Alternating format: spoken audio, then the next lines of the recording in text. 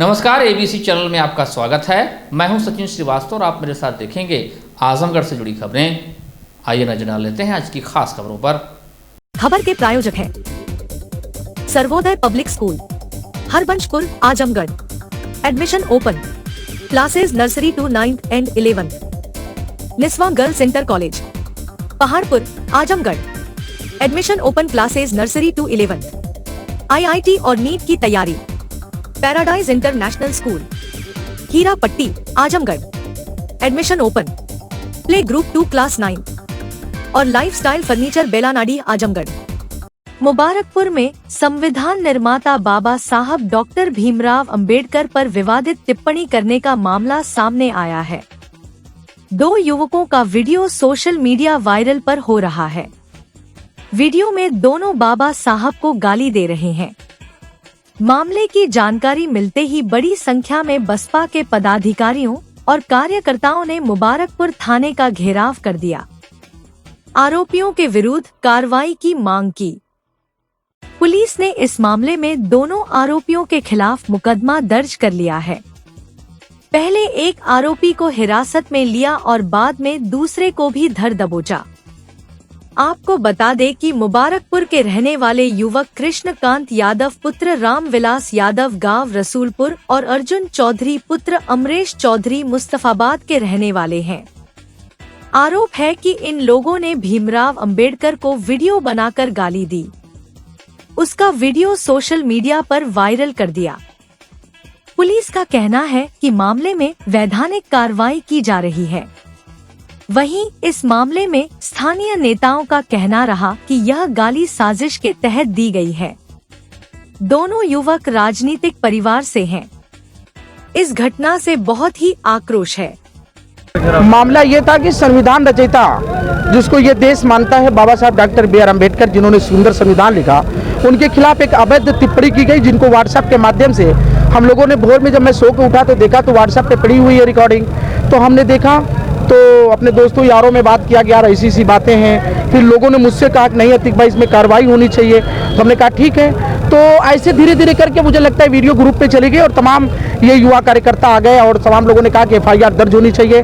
महोदय ने हम लोगों से बात किया। महोदय ने कहा, थानाध्यक्ष मुबारकपुर ने, कि हम तुरंत कार्रवाई करेंगे, तुरंत गिरफ्तारी भी होगी। 1 लोग की गिरफ्तारी हो भी चुकी है और इंशाल्लाह कुछ देरों में दूसरी भी गिरफ्तारी हो जाएगी।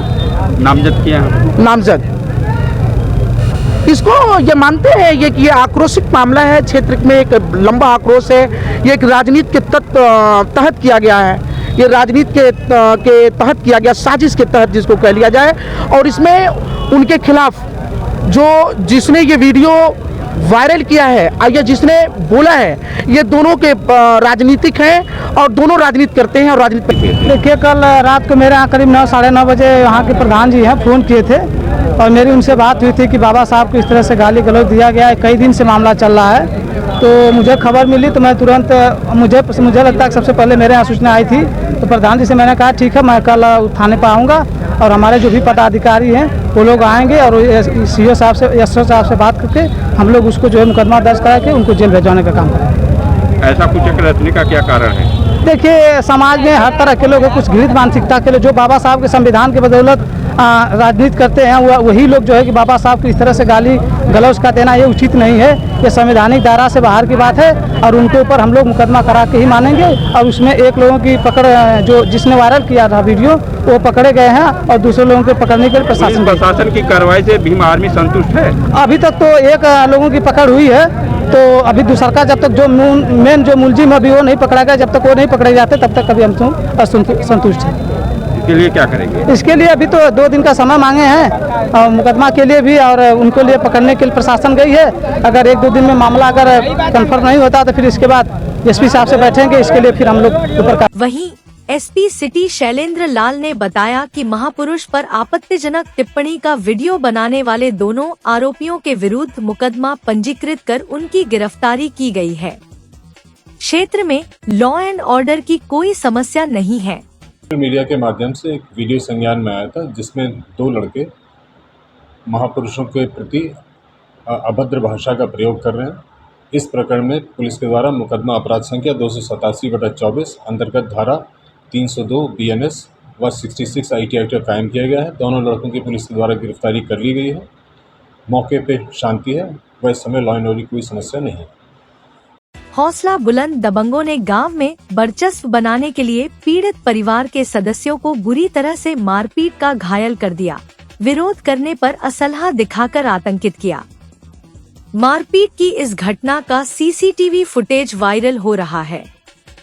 पीड़िता की शिकायत पर पुलिस ने मुकदमा दर्ज किया तो दबंगों ने अपने रसूख का इस्तेमाल कर पीड़ित परिवार पर क्रॉस केस दर्ज करा दिया, जिससे पीड़ितों को न्याय नहीं मिल पा रहा है। पीड़ित परिवार ने बुधवार के दिन पुलिस अधीक्षक कार्यालय पहुंचकर SP को प्रार्थना पत्र देकर मामले की जांच करा के न्याय की मांग की। मामला कंधरापुर थाना क्षेत्र के कम्हनपुर गांव का है। गांव निवासी हेमलता सिंह पत्नी राजेश सिंह ने SP को दिए गए प्रार्थना पत्र में बताया कि 13 जुलाई को दिन में 3 बजे मेरे ही गांव के प्रमोद सिंह उर्फ गुड्डू पुत्र ब्रिसेन सिंह, विवेक सिंह उर्फ मोलू पुत्र प्रमोद सिंह, संजूल सिंह उर्फ संजीव सिंह, सुमंत सिंह उर्फ विशाल पुत्रगण अशोक सिंह, सक्षम सिंह पुत्र राजेश सिंह पुत्र विनोद सिंह, आजाद सिंह उर्फ सम्मी पुत्र शेर बहादुर सिंह ने मेरे लड़के आदित्य सिंह पर जानलेवा हमला कर दिया। शोर मचाने पर देवर पंकज उर्फ संजीव मौके पर पहुंचे तो उन्हें भी मारकर घायल कर दिया। मैं पहुंची तो मुझे भी मारे पीटे। मेरे पति राजेश के पहुंचने पर प्रमोद सिंह ने कट्टा निकालकर हमलावर हुए। पूरी घटना CCTV कैमरे में कैद है, जिसका फुटेज है। पीड़िता का मुकदमा थाना कंधरापुर में कायम हुआ। विपक्षीगण इसी मुकदमे में दबाव बनाने के लिए एक क्रॉस केस पीड़ित परिवार पर कायम करवाया, जो सरासर गलत है। घटना की CCTV फुटेज देखने से सही बात स्पष्ट हो जा रही है। पीड़िता ने मांग किया कि ऐसी परिस्थिति में इसकी जांच कराया जाना आवश्यक है, ताकि न्याय हो सके और पीड़ित व परिवार वालों की रक्षा हो सके। पीड़ित राजेश सिंह का कहना है कि गांव के दबंग पर पहले से ही कई मुकदमे दर्ज हैं। वह सभी आपराधिक प्रवृत्ति के हैं और आए दिन मारपीट करते रहते हैं। ऐसे में इन दबंगों पर कार्रवाई जरूरी है। से आ रहा था, घर जा रहा था, तो रास्ते में रोक करके उसको जो है खींच करके उसको गाली गलौज देते हुए उसको मारे पीटे लोग लाठी और डंडे से, और कट्टा दिखाए। उसको कट्टा दिखा करके उसको 12-13 लोग घेर करके उसको मार रहे थे। कितने तारीख घटना है? 13 तारीख को घटना है सर। फिर क्या हुआ? फिर उसके बाद बच्चा फ़ोन किया, हम मौके पे पहुँचे। हमारी पत्नी को भी लोग मारने लगे। मार करके जो है कट्टा हमारे ऊपर तान दिए, और तानते हुए जो है शब्दों का प्रयोग कर रहे थे। तो और क्या प्रूफ है आपके पास इसका? वीडियो है सर? CCTV कैमरा का फुटेज है सर जी। तो उसके बाद आप पुलिस में गए, पुलिस ने क्या कार्रवाई? पुलिस हम SP साहब के वहाँ गए, CO साहब के वहाँ गए। CO साहब के वहाँ भी CCTV का फुटेज दिए हैं, और प्लस जो है विवेचक को भी CCTV फुटेज दिए हैं। अब तक सर कोई कार्रवाई नहीं हुई। तो क्या उल्टा हो गया? मुकदमा आपके खिलाफ? मुकदमा भी हमारे ऊपर उल्टा किया जा रहा है। कंधरापुर थाने ने दर्ज किया। आपका मेडिकल हुआ कि नहीं? मेडिकल हुआ सर, लेकिन वो जो है आजमगढ़ में जो है वो जो CT स्कैन और एक्सरे जो रेडियोलॉजिस्ट हैं वो सब आजमगढ़, मऊ, बलिया तीनों लोग छुट्टी पे हैं। अच्छा ठीक है। तो ये बताइए, जो मारपीट के दौरान असलहा भी लहराया उन्होंने? जी। अच्छा। इकट्ठा हाथ में उनके प्रमोद सिंह उर्फ गुड्डू और अमित सिंह के हाथ में प्रमोद सिंह से हमको दिखाया, फिर उनसे छोड़ करके ले करके जब सोचे कि पुलिस अभी आ जाएगी, हमने कहा 100 नंबर फ़ोन कर रहे हैं। जब फ़ोन भी नहीं हम किए तब तक वो लोग ले करके चल मारे, और तब तक हमारा छोटा भाई आ गया। फिर उसके ऊपर लोग वार किए, जिसका नाम संजीव सिंह और पंकज है, उसको भी लोग मार दिए, वहीं पर बेहोश होकर गिर गया। उसके ऊपर भी 5-6 लोग मारते हुए सर CCTV फुटेज में हैं लोग। आज आप SP साहब के यहाँ क्या चाहते हैं? हम यही सर SP साहब के आए हैं कि हमको न्याय दिलाया जाए। किस टाइप के लोग हैं ये लोग? सर मनपड़ और अपराधी किस्म के आदमी हैं, जिनका अपराधी जो मुकदमा जो है SP साहब के जो हमें FIR दिए हैं उसमें दर्ज है। कितने मुकदमे होंगे लगभग? अब सर लमसम 10-12-13 मुकदमे होंगे। अच्छा, क्या ये आपसे क्या दुश्मनी है? हमारी दुश्मनी सर कुछ नहीं है। हमारी दुश्मनी बस बच्चा स्कूल से जा रहा था, बुलेट लोग रोके। गाँव के दबंग हैं क्या? गाँव के दबंग किस्म के ये लोग हैं जी। सबको परेशान करते हैं? सबको परेशान करते हैं। पुलिस पुलिस अधीक्षक हेमराज मीना के आदेश पर साइबर क्राइम के प्रति चलाए जा रहे जागरूकता अभियान के क्रम में पुलिस पाठशाला लगाकर छात्र छात्राओं को जागरूक कर रही है। नोडल अधिकारी साइबर क्राइम विवेक त्रिपाठी के मार्गदर्शन में सहायक पुलिस अधीक्षक शुभम अग्रवाल के नेतृत्व में जनपद के स्कूलों कॉलेजों में जागरूकता मुहिम चलाई जा रही है। इसी क्रम में बुधवार को सेठ MR जयपुरिया स्कूल आजमगढ़ पर साइबर क्राइम के प्रति जागरूकता कार्यक्रम का आयोजन किया गया, जिसमें छात्र छात्राओं को सोशल मीडिया के उपयोग के साथ साथ OTP QR कोड एवं ई-वॉलेट से होने वाले साइबर क्राइम से बचाव के बारे में संपूर्ण जानकारी दी गई। कार्यक्रम में सहायक पुलिस अधीक्षक शुभम अग्रवाल, विद्यालय के प्रबंधक हाफ लेमन रेडियो के RJ आदिल एवं साइबर क्राइम सेल के कर्मचारी उपस्थित रहे। सहायक पुलिस अधीक्षक शुभम अग्रवाल ने जागरूकता कार्यक्रम में साइबर अपराध के शिकार होने से बचने के लिए मोबाइल और कम्युनिकेशन गैजेट पर विशेष ध्यान देने की जरूरत है।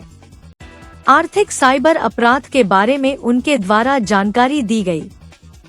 छात्र छात्राओं को OTP बेस्ड साइबर क्राइम के बारे में साइबर सेल में नियुक्त कर्मचारियों द्वारा जानकारी देते हुए बताया गया कि किसी भी OTP के मैसेज को पूरा पढ़कर ही आगे प्रोसीड करना चाहिए।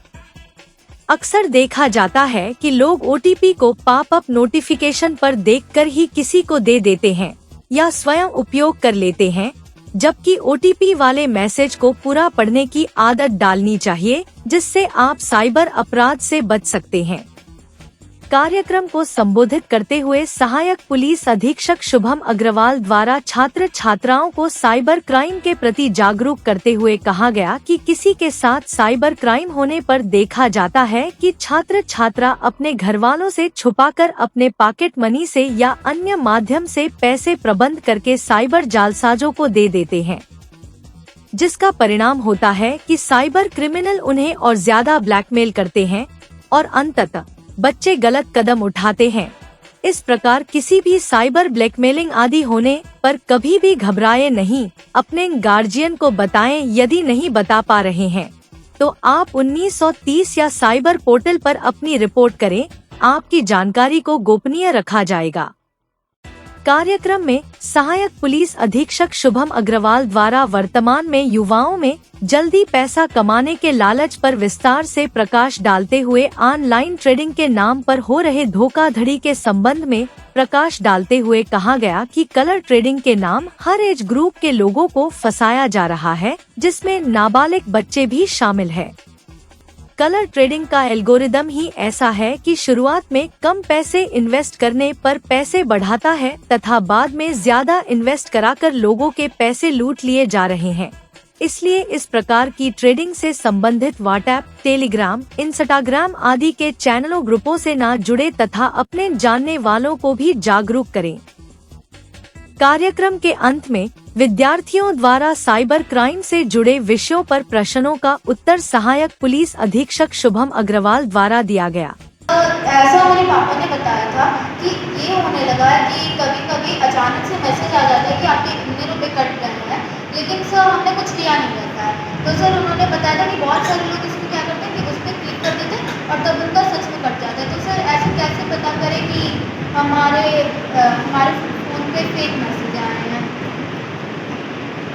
तरीका है, देखो अगर आप अपने अकाउंट को यूज कर रहे हो, जैसे आपका अकाउंट है या किसी का भी अकाउंट है, तो या तो आप पैसा विड्रॉ करोगे या यूज करोगे, पापा करेंगे, मम्मी करेंगे, कोई करेगा, तो क्या हम एक बार रीचेक नहीं कर सकते कि उसमें उन्होंने किया है या नहीं किया है? कर सकते हैं ना, एक दूसरे से बात तो कर सकते हैं। हम उस बंदे पे या जो वो एक मैसेज अननोन है उस पर विश्वास कर लेते हैं, लेकिन हम अपने घर पे ही पूछते कि ऐसा कुछ हुआ भी है कि नहीं। के साथ हो सकता है, जैसे नॉर्मल लाइफ, सबकी नॉर्मल एक लाइफ होती है जिसमें ये सबके साथ होता है। तो मेरा ये क्वेश्चन था कि ये जो साइबर सेल कैसे फ्रॉड्स को पकड़ता है? हम होने से पहले रोकना थोड़ा मुश्किल ज़्यादा हो जाता है, क्योंकि जब हमने उस बच्चे को भी पकड़ाते हैं और भी लोगों को पकड़ते हैं, तो उस जैसे लाखों अकाउंट है, बच्चे बैठ जाओ, उस जैसे लाखों अकाउंट है, लाखों लोग हैं जो ये सब कर रहे हैं। और आजमगढ़ में हो रहा है तो वो आंध्र प्रदेश से कर रहा है, गुजरात में हो रहा है तो वो त्रिपुरा से कर रहा है, तो हम लोगों को पकड़ना बहुत मुश्किल हो जाता है। तो जब हम बाद में होता है तो आप जैसे बताया होगा शायद 1930 डायल करते हैं। 1930 जब डायल करते हैं आप, तो अगर फाइनेंशियल फ्रॉड है या कोई भी फ्रॉड है तो आप बताइए उसे कि मेरे साथ ये फ्रॉड हुआ, ये बैंक अकाउंट नंबर है, ये नाम है, ये चीज़ें हैं। तो अगर पैसा नहीं गया होगा, आप जितना जल्दी रिपोर्ट करेंगे उतना जल्दी एक्ट होगा। गवर्नमेंट ये ट्राई कर रही है कि सारे रिसोर्सेज को एक जगह ला के उन्होंने ऐसा कर दिया है कि आपका जो बैंक अकाउंट है जिसमें आपका पैसा गया है उसको इमीडिएटली ब्लॉक कर दे। तो वो ब्लॉक हो जाता है, तो इनकेस जो पैसा बचता है वो आपको रिकवर हो सकता है। ऐसे ही हम ट्रेस कर करके अभी टीम्स पहुंचाते हैं, जैसे हमने बिहार पहुंचाया, ऐसे ही राजस्थान है, गुजरात है, बट वो पोस्ट साइबर क्राइम, पोस्ट ही। प्री साइबर क्राइम का एक ही फॉर्मूला है कि आप लोग अवेयर हैं। इस क्राइम का सबसे बड़ा इशू ये है कि आदमी अवेयर नहीं रहेगा तो ये क्राइम होगा। जैसे इनको मैसेज आया था बच्चे को, ऐसे ही हजारों लोगों को मैसेज आता है, उसमें से 10 भी क्लिक कर देते हैं तो उनके साथ साइबर फ्रॉड है। समझ रहे? ये करना है, इंस्टाग्राम से ही लेते हैं कि इंस्टाग्राम के मेन पेज को खोलना है। खोलने के बाद उसमें 3 डॉट है ना, दाहिने हाथ, उस 3 डॉट पे क्लिक करना है, सेटिंग में जाना और सेटिंग में जाके अकाउंट सेटिंग में जाके अकाउंट को प्राइवेट कर देना। क्या करना है? अकाउंट को हमारी बहनें छात्राएं आज के आज प्राइवेट कर दें। वैसे इनको भी करना चाहिए, लेकिन अगर ये नहीं भी कर रहे हैं तो आप लोग प्लीज उसको प्राइवेट कर दीजिए। मंडलायुक्त मनीष चौहान ने मंगलवार को देर सायं आयुक्त सभागार में मंडलीय सड़क सुरक्षा समिति की आयोजित बैठक की अध्यक्षता करते हुए कहा कि सड़क दुर्घटनाओं में कमी लाने हेतु सभी को संवेदनशील रहना जरूरी है तथा यातायात नियमों का अनिवार्य रूप से पालन करने हेतु हर स्तर पर लोगों को निरंतर जागरूक करना भी आवश्यक है।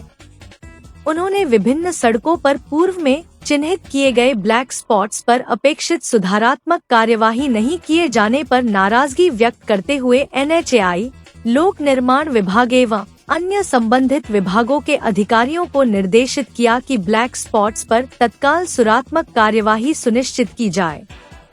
बैठक में समिति के कतिपय सदस्यों द्वारा सड़क दुर्घटनाओं में घायलों को ट्रॉमा सेंटर्स एवं अस्पतालों में भर्ती करने एवं समुचित इलाज के अभाव के संबंध में अवगत कराए जाने पर उन्होंने अपर निदेशक स्वास्थ्य एवं परिवहन विभाग के अधिकारियों को सत्यापन कर आख्या उपलब्ध कराए जाने हेतु निर्देशित किया। आजमगढ़ शहर में जाम की स्थिति को नियंत्रण करने हेतु गत बैठक में परिवहन से जुड़े यूनियन के सदस्यों द्वारा रोडवेज के पीछे की सड़क के चौड़ीकरण हेतु सुझाव दिए गए थे, परंतु उस पर अपेक्षित कार्यवाही नहीं किए जाने पर उन्होंने असंतोष व्यक्त किया।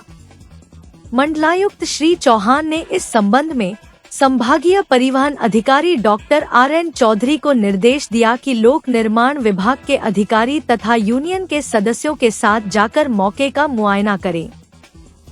इसके साथ ही उन्होंने लोक निर्माण विभाग को निर्देशित किया कि उक्त सड़क के चौड़ीकरण हेतु तत्काल प्रस्ताव तैयार कर प्रेषित किया जाए।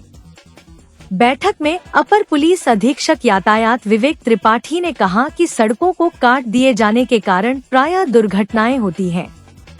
उन्होंने कहा कि संबंधित विभागों द्वारा सड़क कटिंग की जानकारी पुलिस विभाग को भी दी जानी चाहिए ताकि उस पर समय से कार्यवाही कराई जा सके। मंडलायुक्त मनीष चौहान ने निर्देश दिया कि आजमगढ़, मऊ एवं बलिया के नगरीय क्षेत्रों में ऑटो रिक्शा हेतु चिन्हित स्टैंडों को संबंधित निकायों के ईओ के माध्यम से तत्काल विकसित कर उसे सक्रिय कराया जाए। उन्होंने अवयस्कों द्वारा ई रिक्शा के संचालन को सख्ती से रोकने हेतु परिवहन विभाग के अधिकारियों को हिदायत दी। मंडलायुक्त ने इसी क्रम में RM रोडवेज को भी निर्देश दिया कि रोडवेज की बसें निर्धारित स्थलों में पर ही खड़ी की जाए। किसी भी दशा में सड़कों पर बसें खड़ी नहीं मिलनी चाहिए। इस अवसर पर संभागीय परिवहन अधिकारी प्रवर्तन डॉक्टर RN चौधरी, संयुक्त निदेशक माध्यमिक शिक्षा दिनेश सिंह, अपर निदेशक बेसिक शिक्षा मनोज मिश्र, अपर निदेशक स्वास्थ्य डॉक्टर आमोद कुमार, मुख्य अभियंता लोनिवी योगेंद्र सिंह, RM रोडवेज मनोज कुमार बाजपेयी, आजमगढ़, मऊ एवं बलिया के ARTO अरुण कुमार राय, सुहेल अहमद, ID मिश्रा, अतुल यादव, अधीक्षण अभियंता यूपीडा विजय कुमार सहित अन्य विभागों के अधिकारी तथा बस, ऑटो रिक्शा यूनियन के पदाधिकारी उपस्थित थे। आजमगढ़ के पुलिस लाइन परिसर में बुधवार की दोपहर में उस समय अफरा तफरी मच गई जब बरगद का एक पुराना पेड़ सीधे जमीन पर जा गिरा।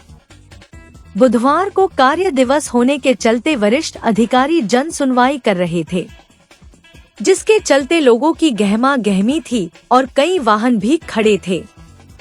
हालांकि राहत की बात रही कि पेड़ उस तरफ गिरा जिधर लोगों की आवाजाही कम होती है। पेड़ गिरने से कुछ वाहन क्षतिग्रस्त हो गए। पेड़ गिरने के दौरान लोग जान बचाकर भाग गए, जिससे वहां मौजूद लोग बाल बाल बच गए। घटना में किसी के घायल नहीं होने पर लोगों ने राहत की सांस ली। हालांकि एक कार के ज्यादा क्षतिग्रस्त होने से और अन्य वाहनों को हल्का नुकसान हुआ। जीयनपुर कोतवाली क्षेत्र के गोपीपुर के निवासी अंकुश यादव की नई कार भी क्षतिग्रस्त हो गई। अंकुश यादव ने कहा कि वह अपनी खुद की गाड़ी भाड़े पर चलाता है। मऊ जनपद के घोसी से हाल ही में रिटायर हुए सीओ अपने किसी कागजात के सिलसिले में भाड़े पर उसको लेकर घोसी से यहाँ पर आए थे। घटना के समय जब पेड़ गिर रहा था वह गाड़ी में ही मौजूद था। वह गाड़ी बैक कर रहा था। पेड़ गिरने के दौरान वह तो बच गया लेकिन गाड़ी क्षतिग्रस्त हो गई, जिससे उसको काफी नुकसान हुआ। सुनते हैं अंकुश ने क्या जानकारी दी। चला रहे थे आप? ये अपनी गाड़ी थी। अपनी गाड़ी कहाँ लगी थी ये गाड़ी? ये गाड़ी लगी तो उधर पे थोड़ा सा आगे, मेरी गाड़ी पीछे कर रहे थे और पीछे करते हुए तुरंत एक बाइक पेड़ गिर गया ऊपर। तो क्या करने यहाँ आए थे? हम आए थे, वो मऊ के सीईओ साहब थे, रिटायरमेंट हो गए थे।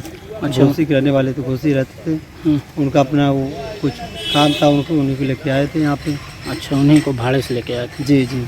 हाँ, तो आप यहीं पे गाड़ी क्या कर रहे थे, गाड़ी यहाँ खड़ा करके? जैसे वो अंदर गए थे तो हमने गाड़ी वहाँ आगे लगाए थे, फिर गाड़ी बैग निकाल रहे थे, अचानक को पेड़ गिर गया इसके ऊपर। तो आप गाड़ी में बैठे थे? हम गाड़ी में बैठे थे। चोट नहीं लगी है? नहीं, चोट नहीं लगी, गाड़ी बैक कर रहे थे। अच्छा, मतलब गाड़ी यही क्षतिग्रस्त हो गई? हाँ, गाड़ी स्टार्ट करके बैक करते बाइक गिर गया तुरंत। जी। तो मतलब चोट वोट नहीं लगी? नहीं, चोट नहीं लगी है, केवल गाड़ी में जो नुकसान हुआ है वही हुआ है, बस, और कोई बात नहीं। कहाँ के रहने वाले हैं? गोपीपुर थाना? जीयनपुर थाना जीयनपुर। जी। तो वो जो रिटायर्ड अफसर थे वो जीयनपुर के रहने वाले थे? नहीं, वो लखनऊ के रहने वाले हैं। अच्छा, तो उनको भाड़े पे लेके आए? उनको भाड़े पे लेके आए थे वहाँ से, घोसी से। बुधवार को जिलाधिकारी के माध्यम से आम आदमी पार्टी ने जिला अध्यक्ष रविंद्र यादव के नेतृत्व में राज्यपाल को अपना ज्ञापन भेजा। उनका कहना था कि नियम विरुद्ध अमौड़ा में स्थापित टोल प्लाजा का स्थानांतरण किया जाना चाहिए। जिला अध्यक्ष रविंद्र यादव ने कहा कि राष्ट्रीय राज्य मार्ग वाराणसी से लुम्बिनी पर अमौड़ा स्थित टोल प्लाजा, जो आजमगढ़ शहर से मात्र 19 किलोमीटर की दूरी पर स्थित है, आजमगढ़ शहर और उसके आसपास के रहवासियों एवं व्यापारियों से अवैध टोल टैक्स वसूला जा रहा है, जिसकी वजह से आम जनता एवं व्यापारी वर्ग के ऊपर अतिरिक्त कर भुगतान का भार पड़ता है। जबकि राष्ट्रीय राजमार्ग संपूर्ण रूप से पूरा भी नहीं हुआ है, फिर भी अवैध रूप से टोल लिया जा रहा है। यह टोल प्लाजा ऐसी जगह स्थापित किया गया है जिसकी वजह से जौनपुर से आने जाने वाले लोगों को भी टोल देना पड़ता है।